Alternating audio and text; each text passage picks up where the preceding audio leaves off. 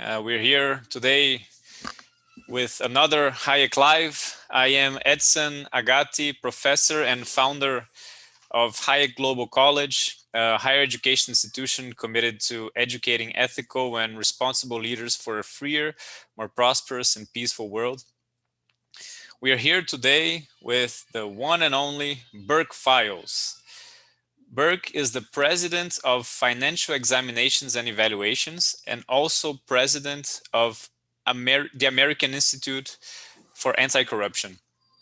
He has worked on fraud cases as large as $20 billion with many mergers and acquisitions, due diligence consulting across 5 continents, and has run cases and research projects in 135 countries and has worked in or visited over 100 countries. Burke is the author of multiple award-winning books, such as Due Diligence for the Financial Professional, 2nd edition. He is also an advisor and a founding professor of Hayek Global College. Today, we'll talk about spotting corruption and fraud. And Burke, it's a pleasure to have you here today. Thank you very much. It's a pleasure to be here, as always. So this live is available in our YouTube channel. If you're watching us live on YouTube, please subscribe, give us a like, and feel free to comment with any questions. And just to open up your question for Burke, coming here from Brazil, we have a tendency to believe that corruption is something more prevalent or in developing countries such as in Brazil, which is to a much lesser degree in developed countries, if there is any corruption at all. Some people even think that. But as I learned through Burke, and I learned something new every time I talk to him, that is not really what happens. So Burke, I want to pass the word to you now and let you talk about corruption. Sure. Corruption is as ancient as civilization.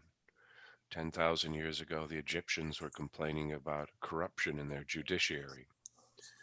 A word that's come into use in a couple of different languages, the word crass. Crass refers to a more or less disgusting display of wealth. Well, that comes from the General Cassius. He was known to be both generous and also very greedy. He founded one of the first fire departments in Rome, but it's not the way you would think of a fire department. If Edison, your house, had caught fire, his fire department would show up, and he'd show up, or one of his managers would show up and say, "All right, Edison, we'll pay you 10,000 bits of silver for your house." And you go, "That's not enough." Well, as the fire continued to burn, he goes, "Okay, 8,000." And the fire department was there to buy a house for them, then put out their fire. It was really quite an amazing manner of land theft. And Crassus, as he invaded eastward, really took a lot of the Syrians in the area of Syria and looted everything. And when he crossed the river and the enemies ambushed him, they pinned him down and they killed him by pouring molten gold down his throat. This is to point that corruption is seen and understood. Cassius, goodbye. And you roll forward into modern times, it hasn't gone away. One of my favorite authors and researchers is Hernando de Soto out of Peru. I know we spoke about him often. And he did a very simple study. He took a look at what was needed to set up a tailor shop.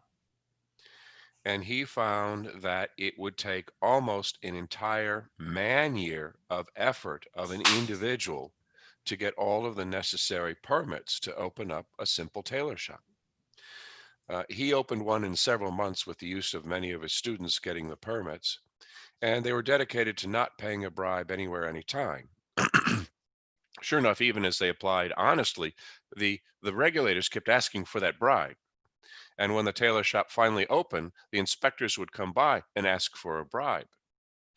And in studying the different tailor shops, he found that the bribery, the graft, the corruption cost almost 15% of their gross sales every year. It's a horrendous tax.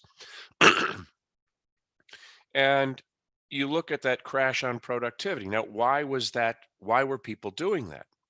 It's because the bureaucracy made compliance almost impossible, almost impossible. So therefore, there was an incentive to corruption.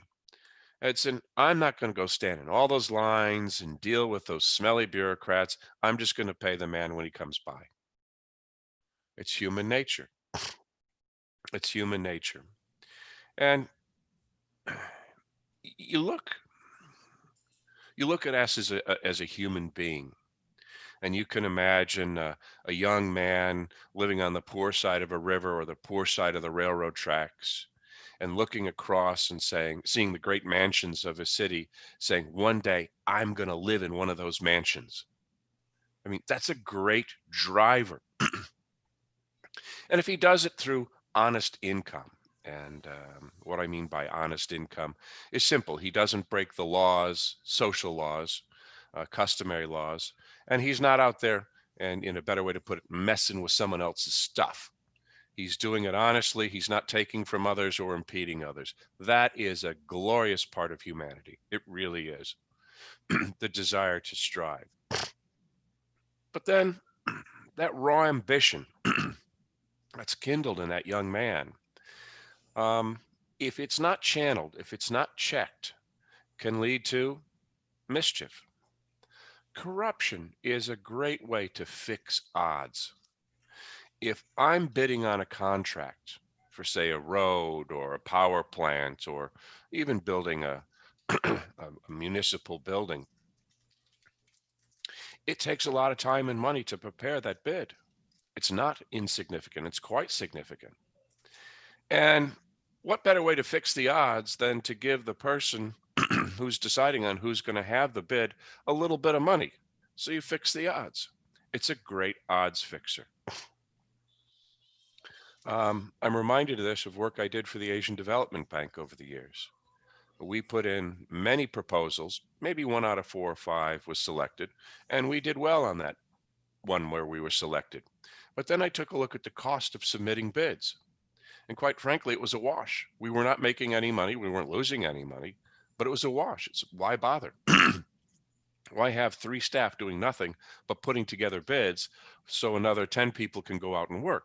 It Yeah. just didn't make sense. Yeah. And, it's the philosophers say material success is not going to bring you happiness.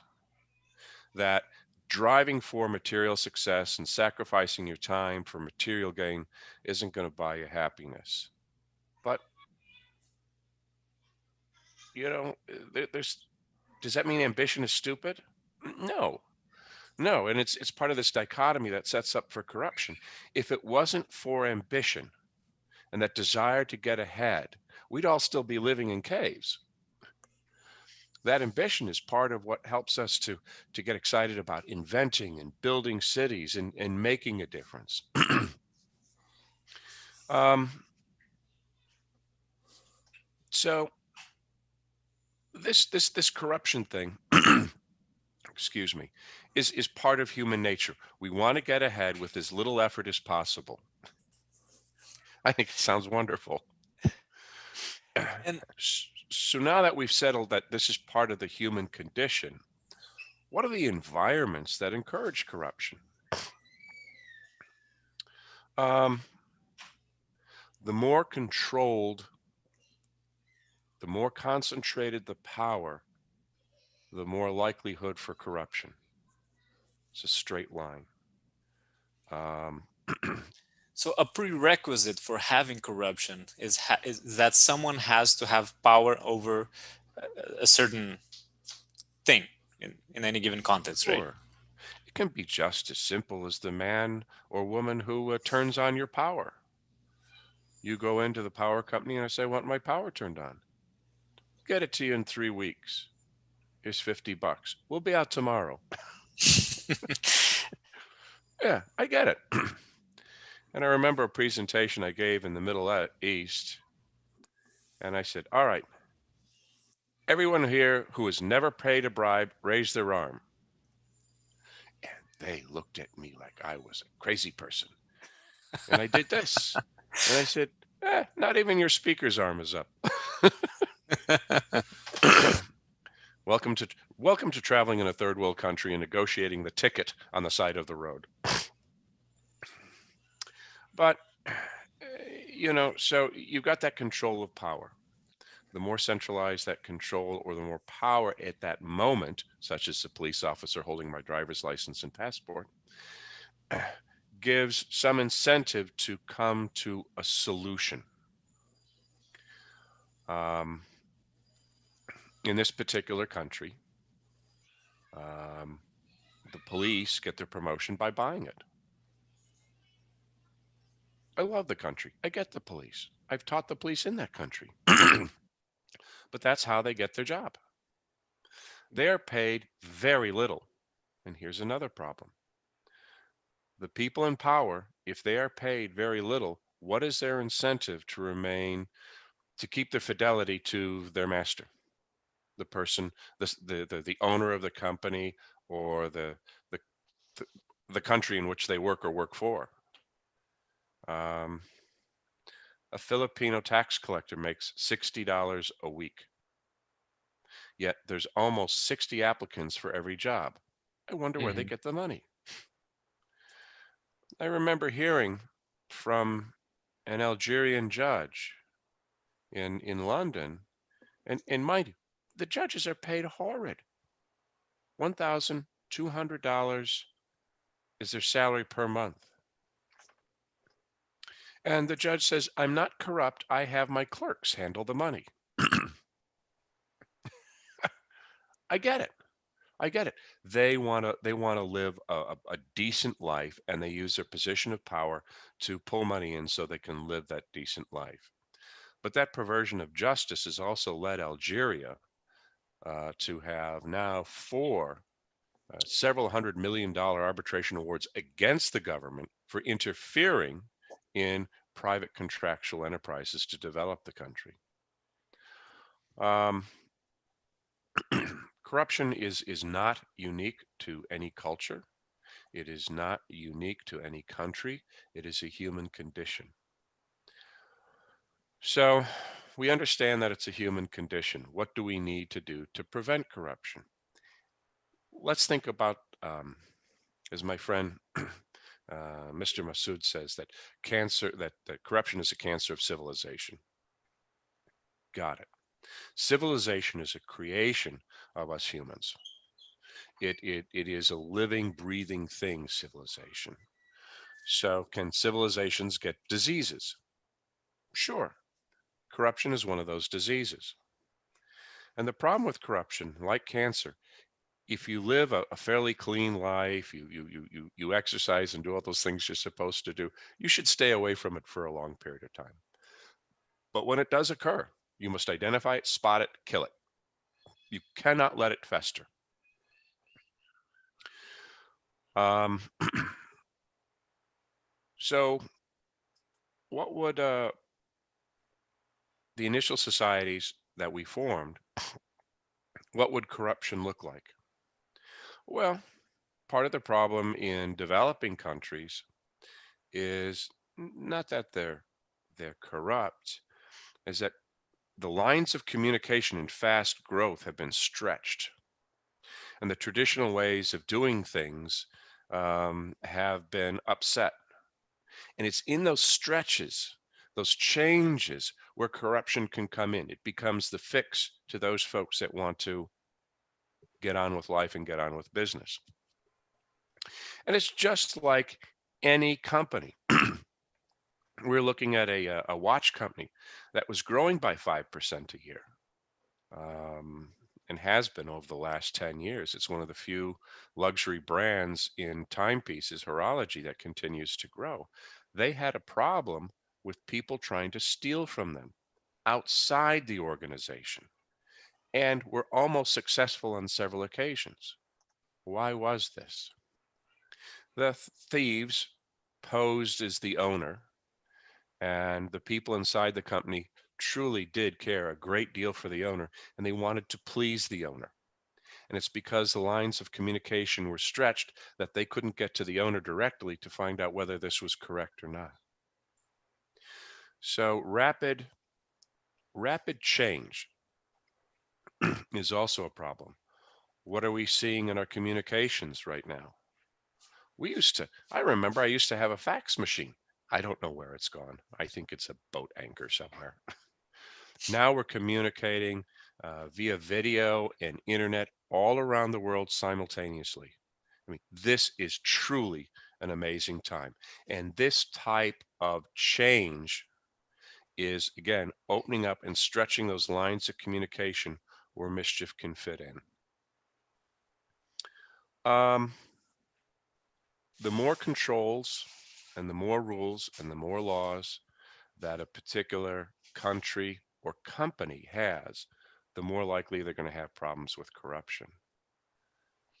I believe it's 126 different permits in Russia before you can drill oil. What's the likelihood that there's not going to be corruption there? Mm. Add to that, it's still a controlled economy. It may not be communism as we knew it, but it's still a controlled economy. And, I love what some of the Russian bureaucrats said to me over the years in my travels. They said, "Yeah, Burke, they pretend to pay us, we pretend to work for them," which, is truly a classic. Burke, I have a question there. Sure. You said that the more controls we have, the more likely we are to have corruption. Mhm. But think about it from a company's perspective. Don't we need some type of control in order to prevent corruption? Say, at the very least, we need some auditing. We need to do due diligence, or we need to uh, do some type of financial control so we have things in order. What do you say about these types of controls? They're absolutely needed. Once you've monitored your commercial or power environment, you then have to do the health statistics, the blood pressure, the heart rate, and that's your audit and that's your due diligence. I think it was one of the Superman movies where the one of the programmers drives up at a bank in a Corvette, and what he had done is he'd programmed all the rounding errors and interest earned to be deposited into his personal account. So he was not stealing a penny he was stealing a penny from every account every month. So, good for him. It's not something that a normal audit would find, but what you would find is this is a question, why is the programmer driving a better car than the bank president? And Hmm. this is exactly what led to the identification and capture of one of the most damaging spies in the United States. That's Aldrich Ames. What is a CIA agent doing driving a brand new Jaguar? Hmm. Where did the money come from? So sometimes the clues don't come necessarily from the process of corruption itself, but from some signals that you see around it. Yeah, I mean, Aldrich Ames' excuse was, well, Rosario, my wife's parents passed away. Dad passed away and left us some money. So the old fashioned, they went through the phone book in Bogota looking for her father. He was in the phone book. They came to his door and said, "We'd like to talk to you about your son in law." And he goes, "What has that fool done or stolen now?" He already knew. Yep. So you also have to set up any company with some points of redundancy. What is the common phrase you hear in Six Sigma and some of the other management stuff? Lean and mean. Yeah. Well, redundancy is expensive, but redundancy is also there to catch fraud, theft, and error. Um, we looked at a plastics company many years ago. A gentleman was acquiring it. And We ran a couple of tests on the books, and we scheduled 7 people to interview. um, One of the gentlemen had written a 75, one of the comptrollers had written a $75,000 check to a shell company, and he used that $75,000 to pay for his child's heart surgery. And it's really tragic. Then he shows me a picture of the child, and I've got tears streaming down the face because who's in the background of the picture? My wife. And I remember the case. It was heartbreaking. She's a pediatric physical therapist. And I knew the outcome. But after that $75,000, he took another 75 here and there to supercharge his Ford Explorer, to tile his house, to put French doors in. And I get it. It's called, I call it checkbook therapy. But he's trying to spend to fill the hole in his heart that the deceased child left. How is he able to do that? Well, it's because they had 5 comptrollers and there was no redundancy. No one was looking over his shoulder. It was that much of a trusted position.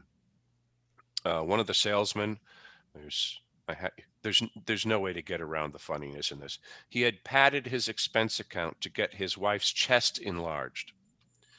He didn't want her to leave him. That's truly padding the expense account. And they managed to get that through. A couple of other people were petty thefts.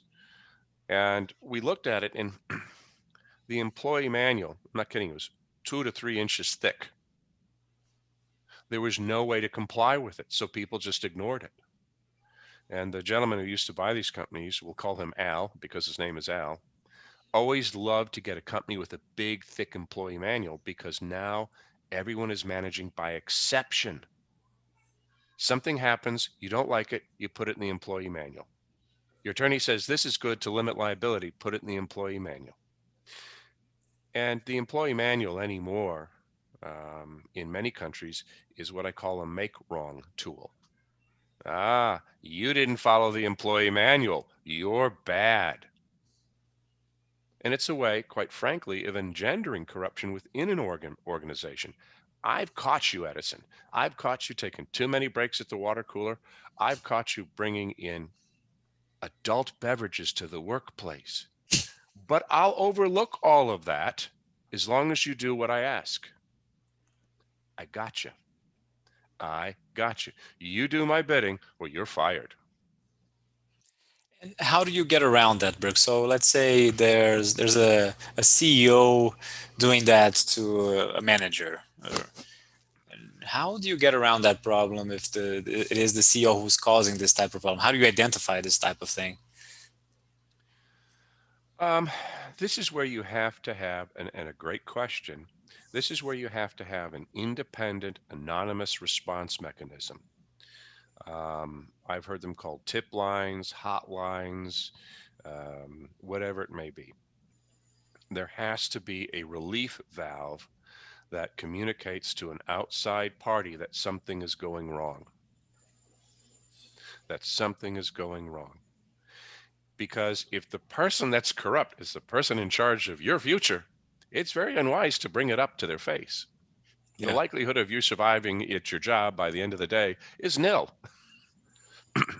And let's not sugarcoat it. There are whistleblower laws all over the world. They don't work. They don't work. A gentleman working for one of the federal veterans hospitals here in Phoenix blew the whistle on the administrator for keeping secret lists. She was keeping secret lists so she could improve her performance and achieve her bonuses. She fired him. Took 4 years and over $100,000 in litigation to get reinstated as well as back pay. Let's not kid yourselves. Being a whistleblower is not what it's cracked up to be. I know many. So there has to be an independent reporting mechanism. I typically like to see independent counsel. The attorney is one of the recipients, and there should be 2 others, an independent board member and the CEO of the company. With those 3, it's very hard to hide something. So you would send a message to three at the same time. Is that it? Correct. And there should be something that could be sent online. There should be a telephone number they can call, and there should be a place they can mail a letter. The communication line should be very open. Um, Even just in compliance, that's an incredibly powerful tool. A bank with 7 branches around the world was having compliance problems. The company initiated a whistleblower mechanism, but it was more like, tell us what we're not doing right. And it was supposed to be given to all the employees. One of the bank managers, very wise woman, said, no, no, no, I'm changing this, Mr. Viles. We're going to send it to all of our customers, all of our vendors, and all of our employees saying, we want this bank to be the bank for your grandchildren. If there's anything you see that doesn't belong here, tell us. The vendors were surprised. The clients loved it because now they're taking part in the bank, and they referred, the bank added almost 12% in deposits in the first year after that.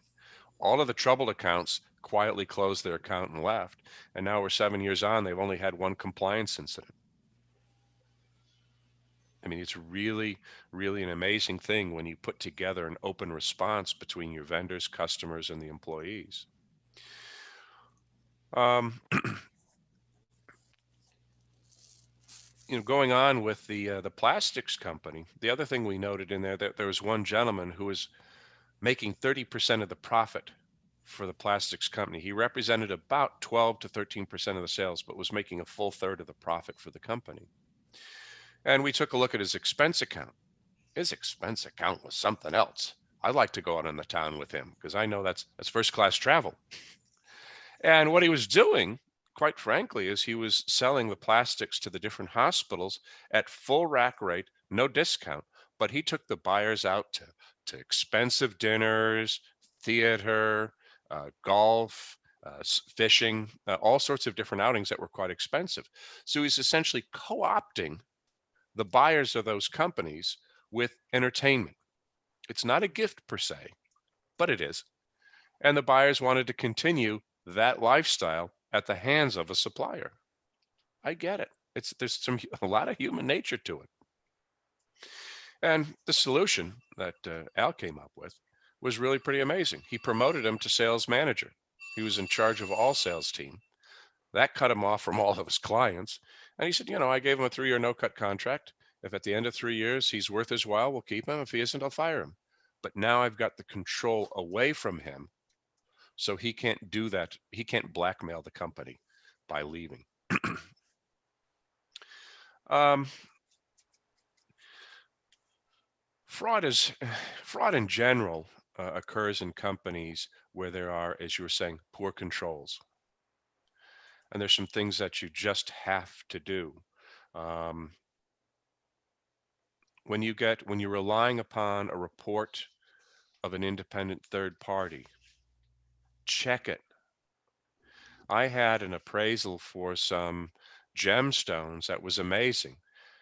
I picked up the phone for my client and called the appraiser. The appraiser said, I've learned a lot in the last 6 months, and that appraisal is way too high. Wow, how about that? You learned something. Doing an inventory prior to an acquisition, um, I learned to operate one of those scissor lift trucks that can put you up 20 feet in the air.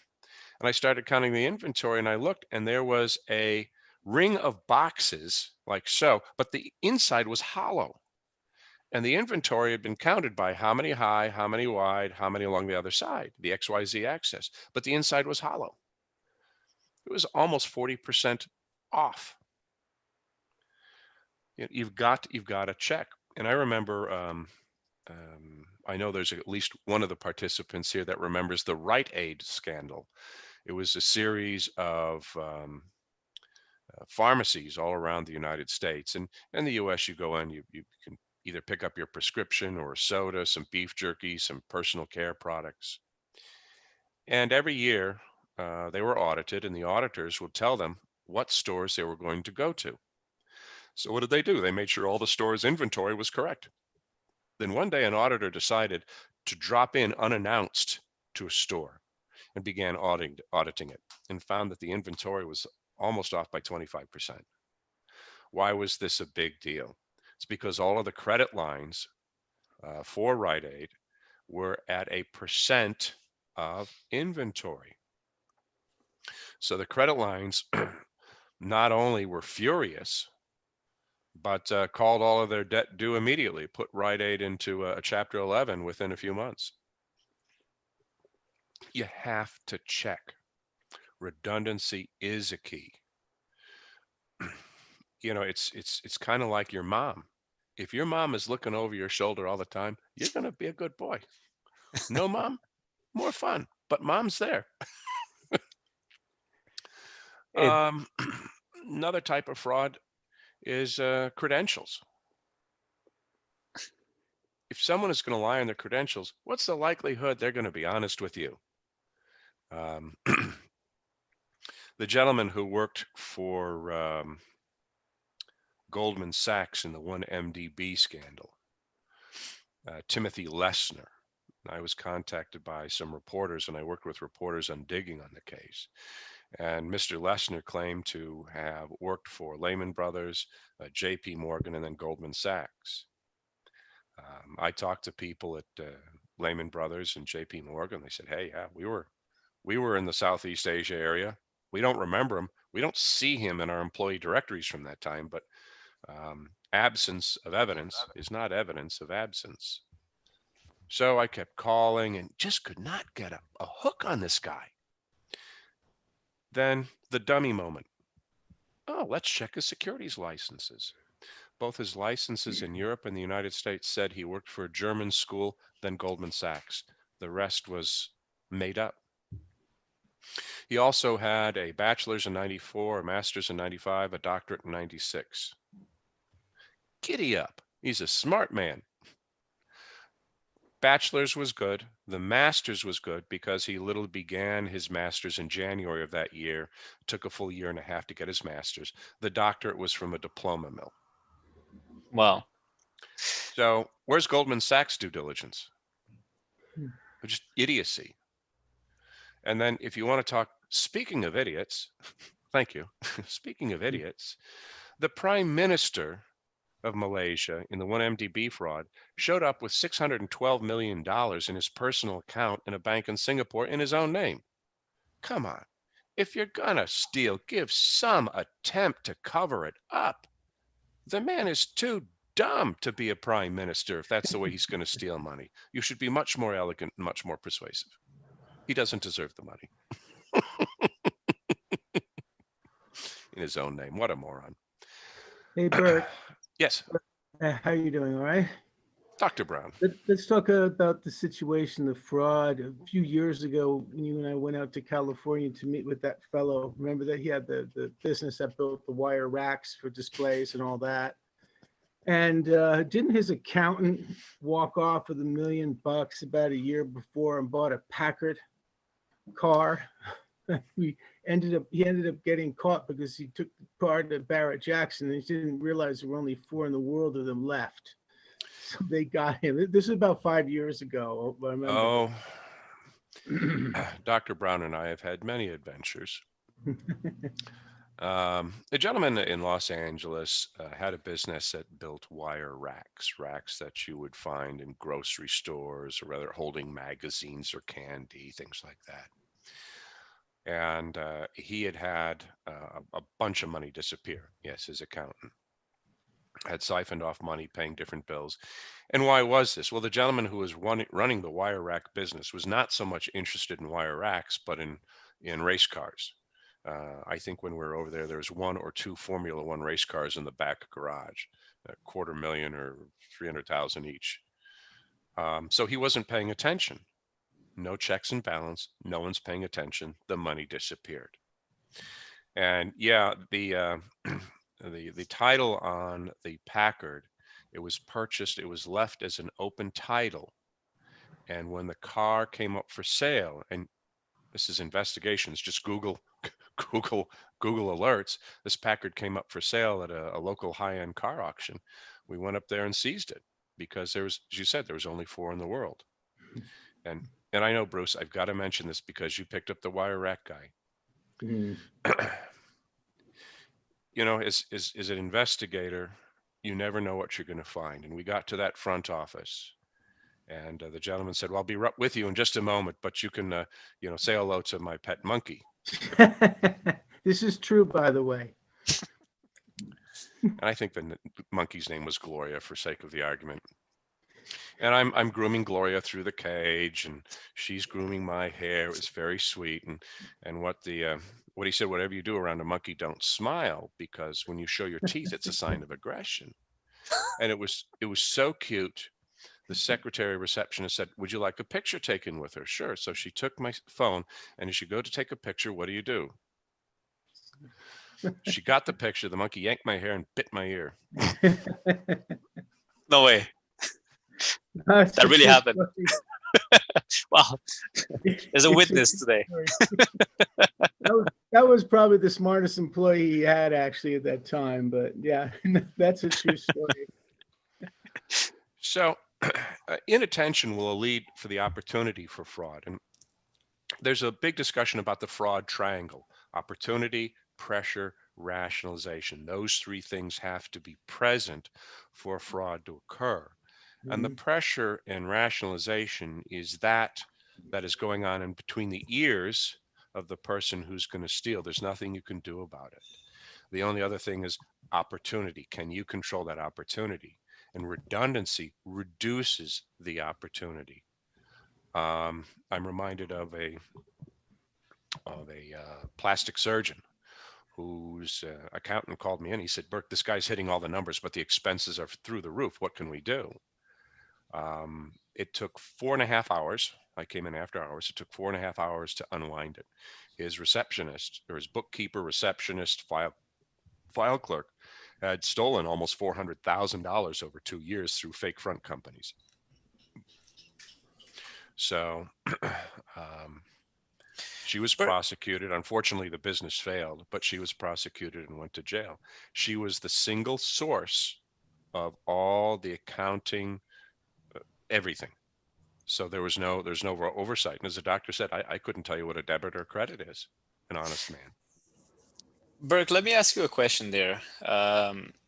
You took 4 hours and a half to uncover a scheme that this guy had no clue that was going on in his company. You obviously knew exactly what to look for because you've been through cases like this before and have a lot of experience. But in general, what should people look for when they're looking at these types of cases? If you believe there's something that could be wrong in your company, what should you look for? Um, Expenses that are out of line. Um, that's one of the first things. That expenses that don't make sense. Large checks issued in round numbers. I mean, that was the first thing with the plastics company that drew me. It was a check for $75,000, and there's no invoice attached.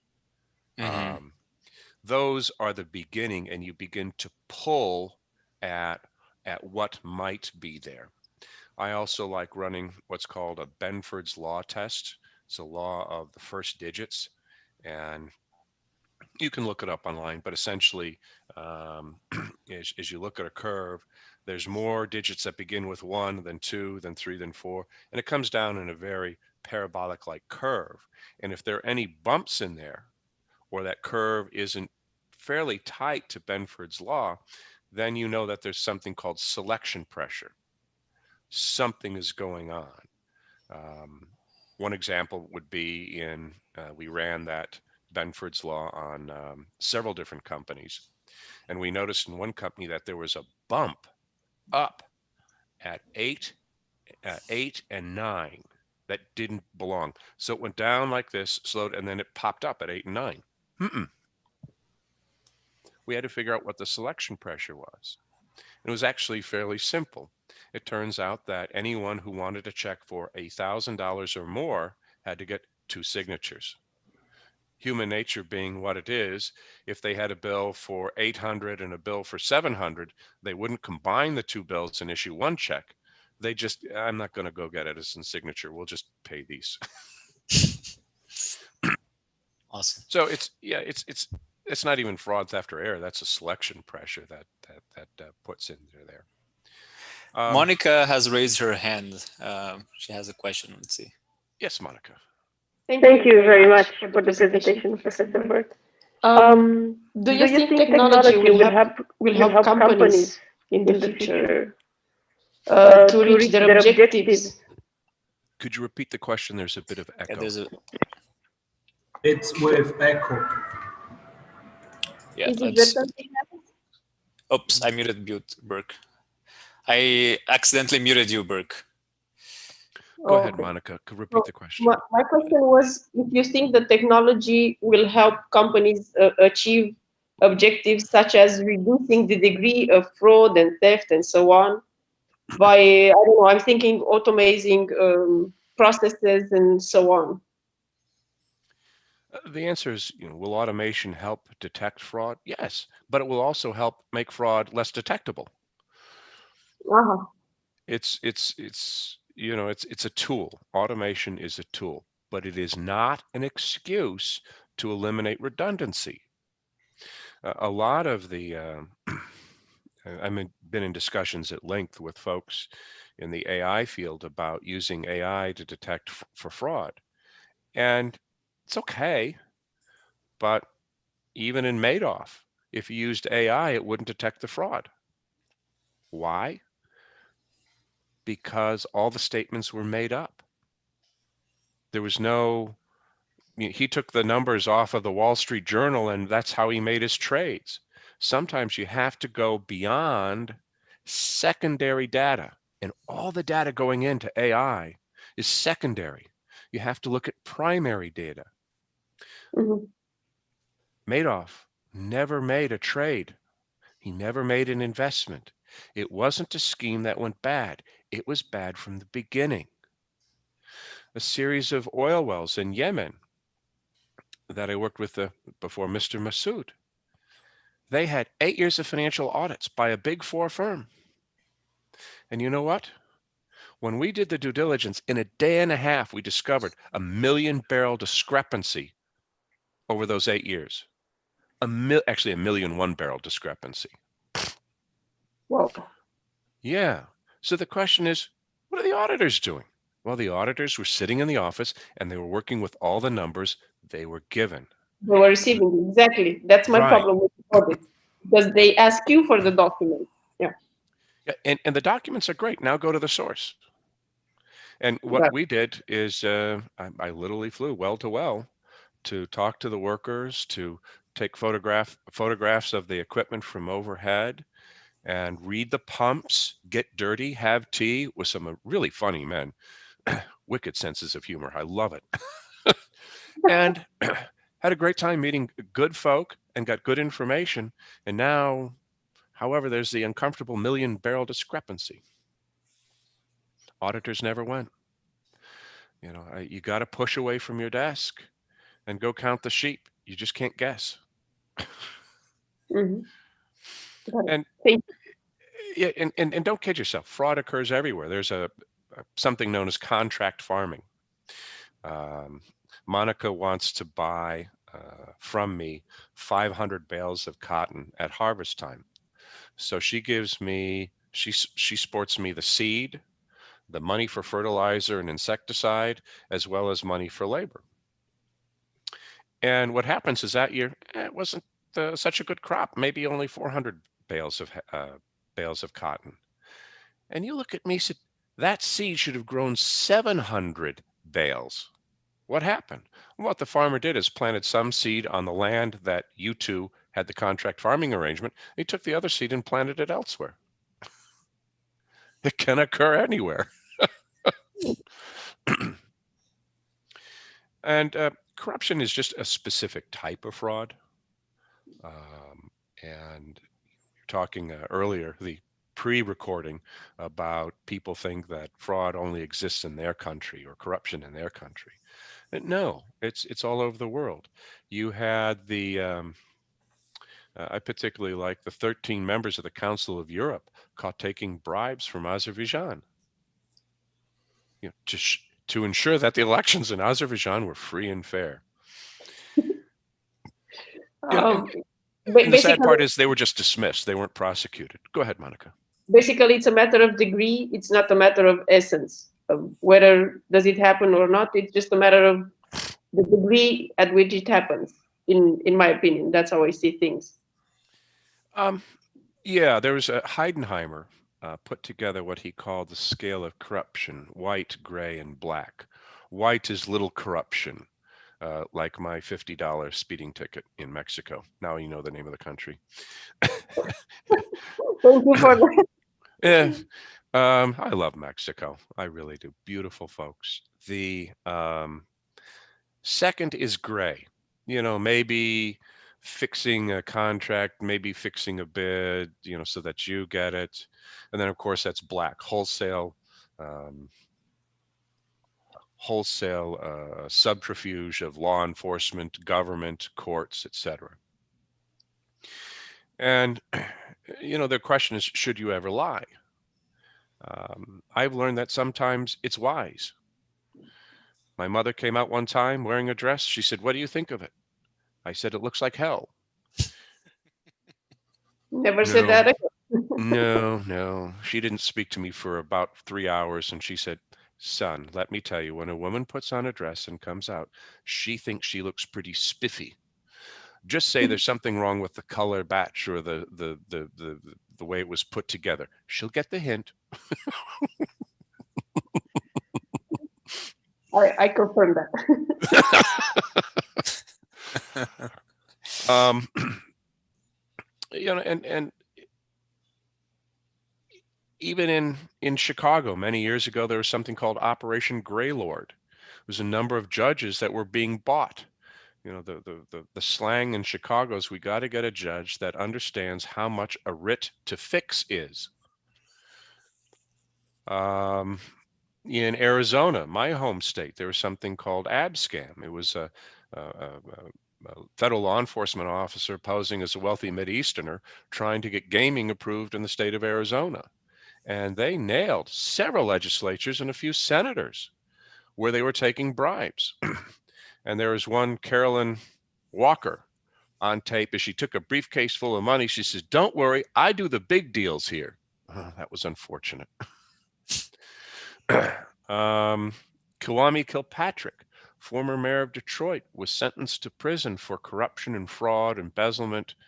And the judge, she looked at him and said, "Mr. Kilpatrick, you were not running the city of Detroit.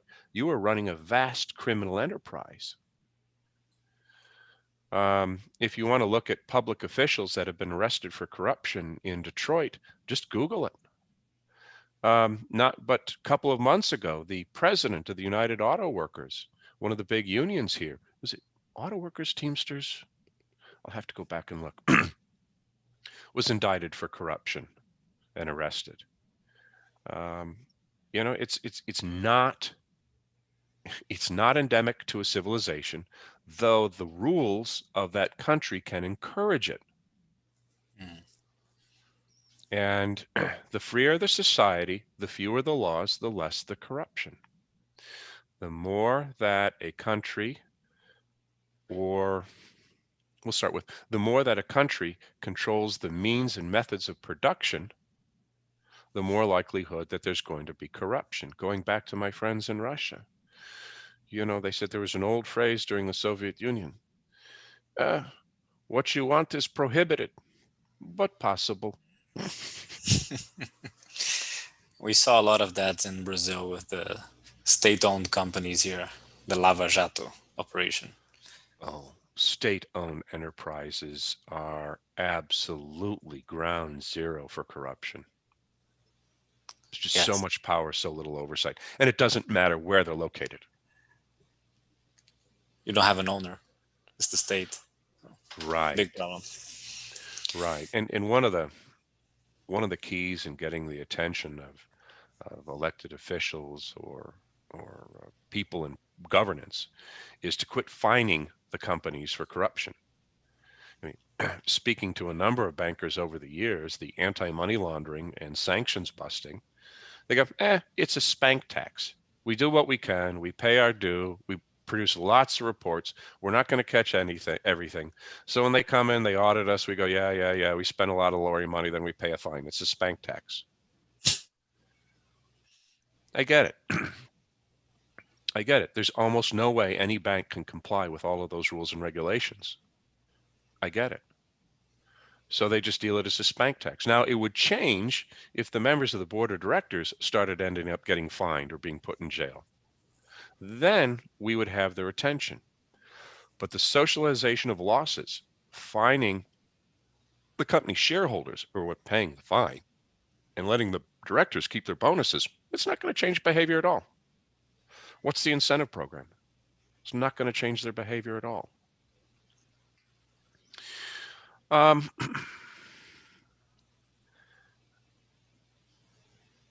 think the other last analogy I wanted to put in place was the garden of fraud and corruption. If you plant your seeds for a vegetable garden, you water it, you fertilize it, and walk away for 2 weeks and come back, what are you likely to see? You're going to see a bunch of seedlings popping up that you planted and were also in the soil, weeds. A good gardener will come by and pull out those weeds. This is exactly what you're talking about, Edison, monitoring. You have to monitor the garden. Pull out those weeds. If you know where the weeds are coming from, even better, address that source. Now you go away for another 2 weeks, you come back, your seedlings are now little plants, but there are also more weeds. Again, you've got to tend the garden, pluck those weeds out. What happens if now you think you've got the weeds under control, you can come back in 4 weeks? You might find the weeds have already overtaken your garden. Weeds, the weeds grow faster and will choke out the competition. The weeds will eventually kill the garden.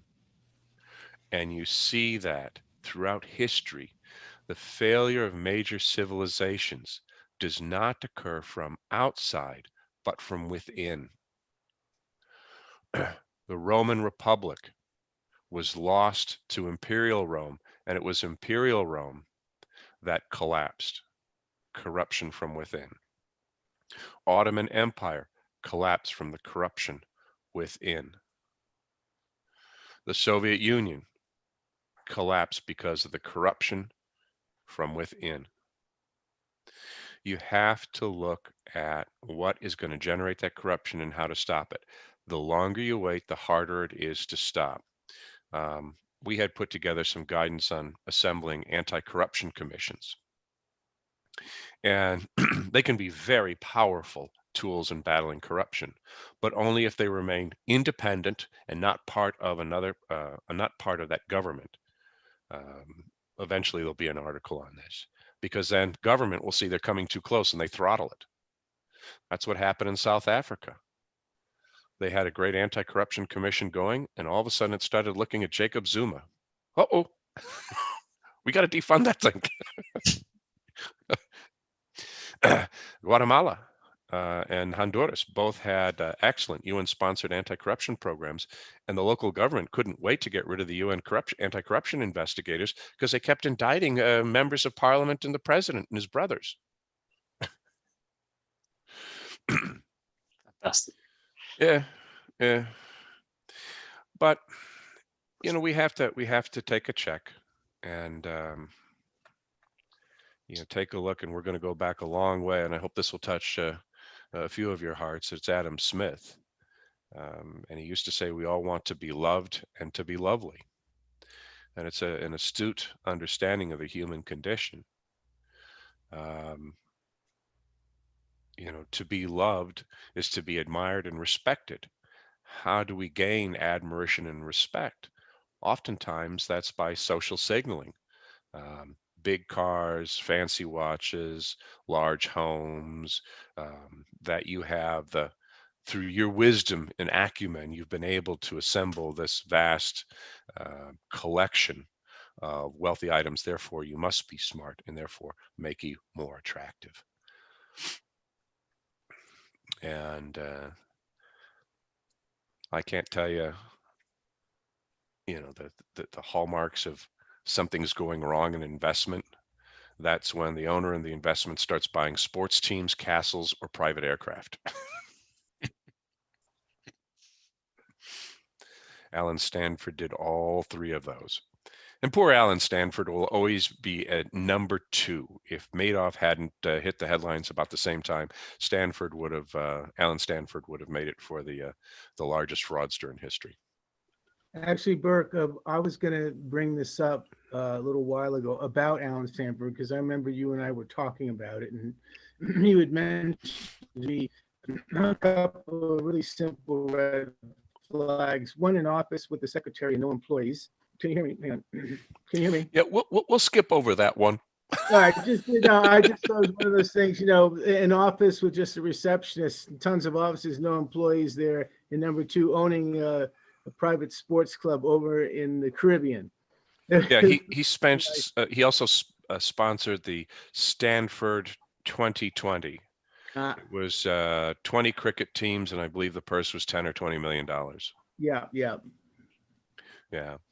And even going back to another author, Samuel Clemens, known as Mark Twain, he made a great deal of money off of his own books, as well as the biography on General Grant.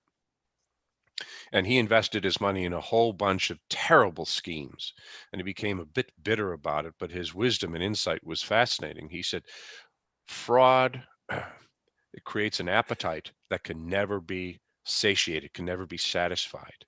If you steal a dime, you want 25 cents. If you steal the 25 cents, you want $1. If you have the dollar, you want $10. It doesn't stop. And that holds true in looking over the history. For me as an investigator, eventually the fraud is large enough that it can be found, but you go backwards and you find that there were several fraudulent events beforehand that just weren't large enough to get caught. The tip line or hotline, absolutely critical for government and for private businesses. If you have a hotline or a tip line, your frauds are caught earlier and are substantially smaller. Always investigate the veracity of independent documents, whether they be resumes, appraisals, engineering reports. Ask those difficult questions.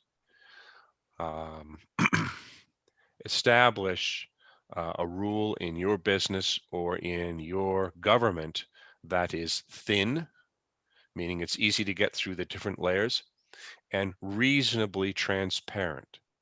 There's no such thing as total transparency, because I don't want my competitors to learn what I'm doing. And as a government, I don't want to be totally transparent so my bidders know exactly what I'm looking for. But you should be reasonably transparent. In getting rid of corruption, in one state, it was tried for a short period of time. All contracts were assessed by a body of 4 members out of a 30-member pool. Why? First of all, it's pretty hard to figure out which 4 members that 30-member pool are going to assess your contract or your bid, and they were chosen at random. Second, those 4 members would debate in the open, with the doors open, people could come in, it was televised, it was recorded, about what they thought were the merits and the shortcomings of different bids and proposal submissions. And they got so good at it that finally the people in government had to shut it down because they weren't getting their VIG. They weren't getting their backdoor payments. Honesty had crept in. Make sure there are not too many rules. Too many rules are a barrier to getting things done, whether it be laws, rules, administrative procedures. You want to have fewer ones, but greater responsibility. As I remember telling someone who was building something for me, I don't know how you're going to build it. I don't know where you're going to build it, but this is what I can afford. This is what I'll pay you, and you'll get it done in 3 months, right? He goes, yeah. He goes, don't you want it? No. You do it your way. I don't care if you work 1 hour a day for 30 days and it's done, or in the last 2 days you work 30 hours and it's done. I don't care. I'm not going to control the matter and means of production. I'm going to allow the people that know what they're doing to do it. Making sure I just comb through my notes here.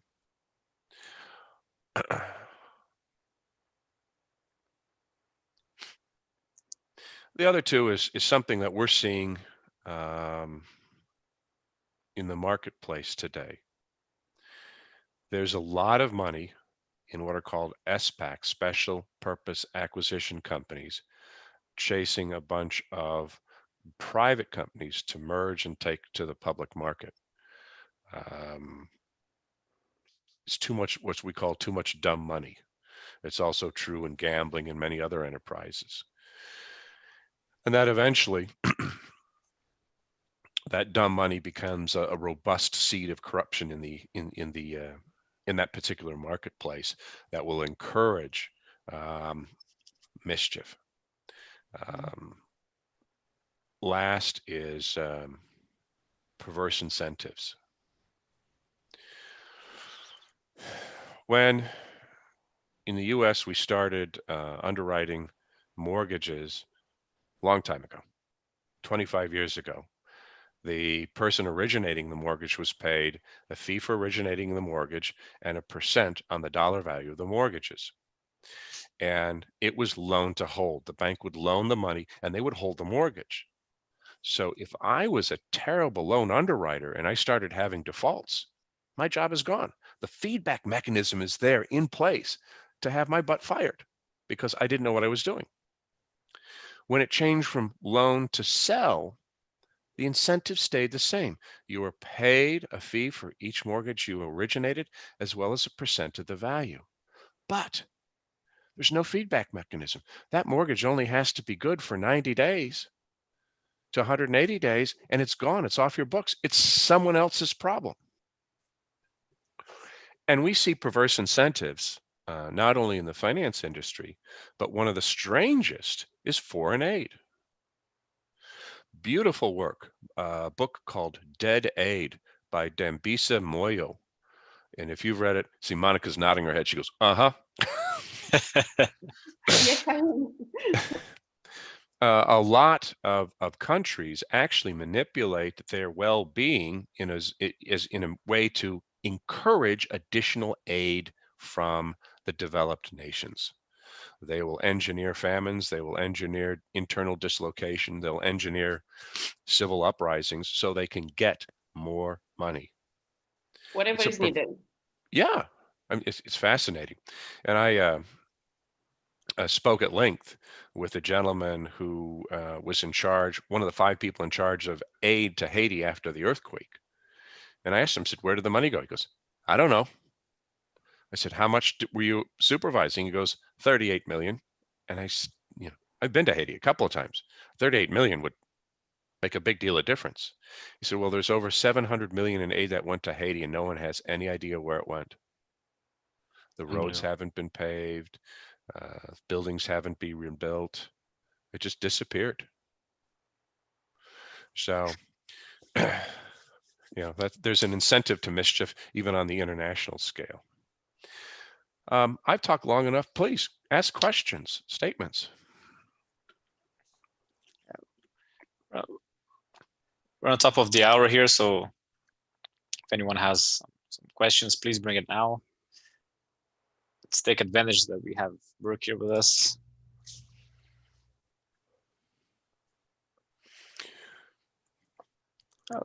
Well, if we don't have any questions, yeah, we can. Yeah, last item is corruption is like a drug, and like any drug, eventually you either take enough to kill yourself or they have to go through the pain of rehabilitation. And societies either have to go through the pain of rehabilitation to getting rid of the corruption, or they're going to fail. Kind of rough, but that's the truth. I guess that's a good closing remark here. I think that's a good statement, Burke, also to bring the sort of wisdom that we want to bring with your course in our MBA, right? That it's a very unique type of perspective that we don't see at all in others, because I have never seen any material like this being taught in business schools, and it's something that's really necessary because businesses go through this all the time, and we see it in every type of a business and every type of industry in every country. to some degrees, more degrees in certain countries than others, but it's always there.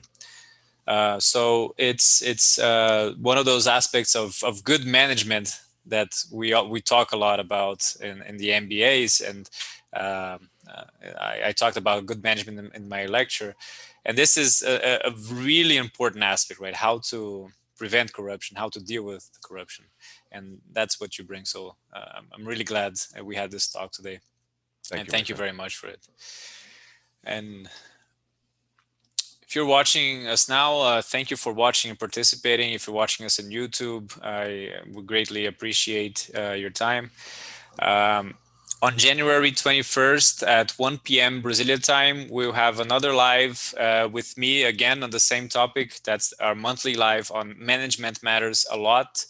It's an introduction also to the MBA. Our MBA has a lot to offer. It's coming out with a lot of new things, and it's a truly international program. We have students and professors from all over the world. Burke is one of our star professors, and he's going to be there teaching you guys. So I strongly recommend that you take a look and check out our MBA.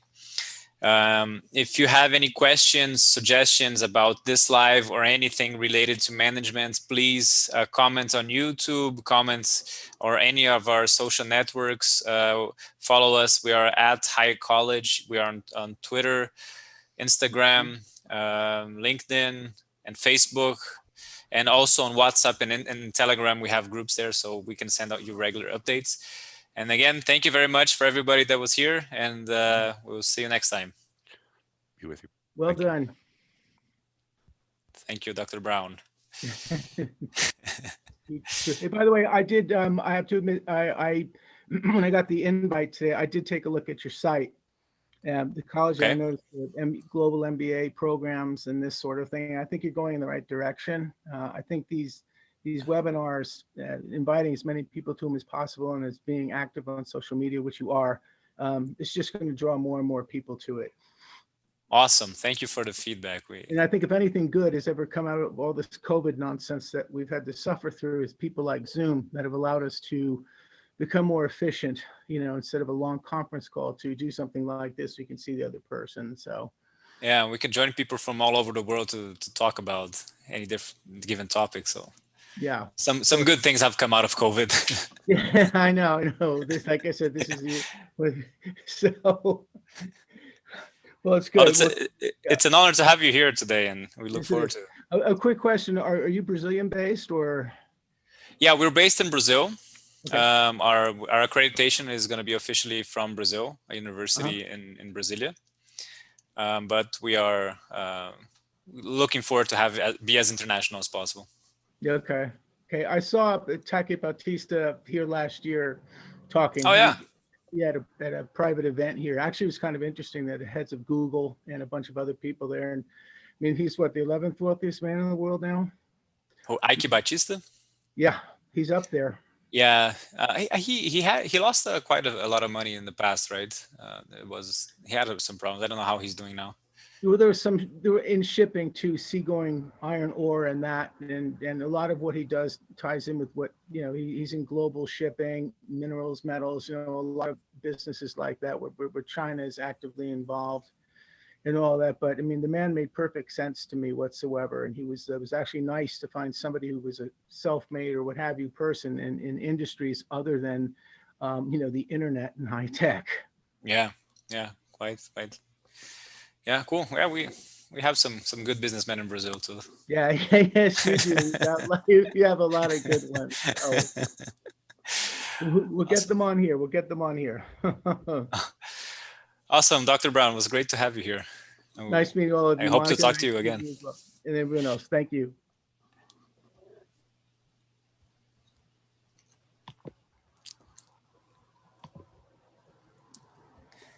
Bye. Bye now.